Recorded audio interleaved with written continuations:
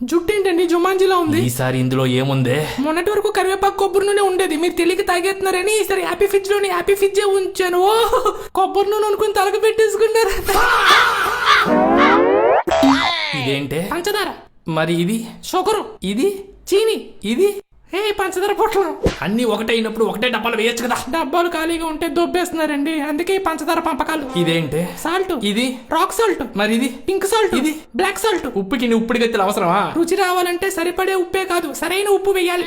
ఇందులో బూస్ట్ మాత్రం ఉండదు కదా. మా మామ పంపిన మసాలా కారం. ఓ రోజు బూస్ట్ అనుకుని మీరు బర్రె పాలు వేసుకుని తాగేశారు.